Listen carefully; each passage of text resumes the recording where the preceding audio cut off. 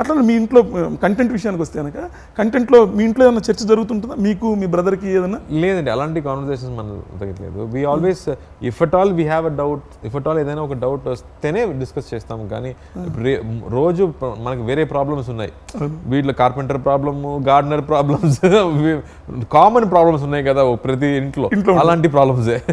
ఇవేం డిస్కస్ చేయరు? ఇవేం డిస్కస్ చేయరు. నిజానికంటే ఈ సినిమా కూడా, ఈ సినిమాలో కూడా కొంత ఉందనుకోండి సిబ్లింగ్స్ మీద. అంటే మీకు అనుకోకుండా ఒక 100 మంది అన్నయ్యలు మీకు రావడం, దాని సిబ్లింగ్ రైవలరీ కూడా మరి ఏదైనా మీకు ఉందా? 100% ఉండాలి కదా, లేకపోతే ఎలా? So I think that is there in the film, very strongly there. మామూలుగా ఇప్పుడు ఒక లీడర్షిప్ అనే విషయం చేంజ్ అవునప్పుడు అందరూ ఆ లీడర్షిప్ని ఒప్పుకోరు. There will always be factions. ఒక 3-4 ఫ్యాక్షన్స్ ఉన్నాయి, ఇది సరి, ఇది తప్పు అని చెప్తున్న ఒక వేరే ఒపీనియన్స్ ఉంది కదా, అలాంటి ఒపీనియన్స్ ఉంటాయి. That's why Sultan has 2 problems, internal problem, external problem. బయట నుంచి విలన్ తరపు నుంచి ఉండే ప్రాబ్లమ్స్, లోపల వీళ్ళ దగ్గర నుంచి వస్తున్న ప్రాబ్లమ్స్. వీళ్ళిద్దరిని హ్యాండిల్ చేయడం అనేది చాలా ఇంట్రెస్టింగ్. ఇద్దరు పెద్ద హీరోలు చేసినట్టున్నారంటే, ఐ మీన్ యాక్టర్స్. నెపోలియన్ గారు, మలయాళం డైరెక్టర్ లాల్ గారు. నెపోలియన్ గారు నా నాన్న క్యారెక్టర్ చేశారు. సో ఫ్రెండ్షిప్ కోసమే చేశారు. సో స్టార్టింగ్లో ఒక స్ట్రాంగ్ క్యారెక్టర్ కావాలి.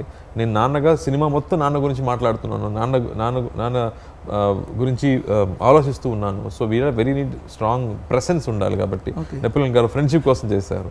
అండ్ లాల్ గారు అంటే నాకు ఒక కట్టప్ప అని చెప్పొచ్చు. అలాంటి ఒక supporting character through out the film వస్తున్న క్యారెక్టర్. ఆయన ఒక ముస్లిం క్యారెక్టర్. అతను నన్ను ముద్దుగా సుల్తాన్ అని పిలుస్తారు. అదే నా పేరు అయిపోయింది, టైటిల్ కూడా అయిపోయింది. నిజ జీవితానికి వస్తే కనుక మీ ఇద్దరు బ్రదర్స్ మధ్య సిబ్లింగ్ రైవలరీ ఎప్పుడైనా ఉందా?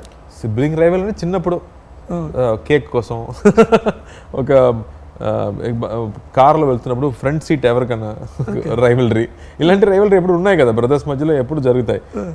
ఇప్పుడు కొత్త బైక్ వచ్చిన తర్వాత బైక్ ఎవరికి, నువ్వుకా నాకా, ఒకటి మార్నింగ్ నువ్వు తీసుకో, ఈవినింగ్ నేను తీసుకుంటానన్న ఒక ఫైట్ ఉంటుంది కదా, అది ఎప్పుడూ ఉంటుంది.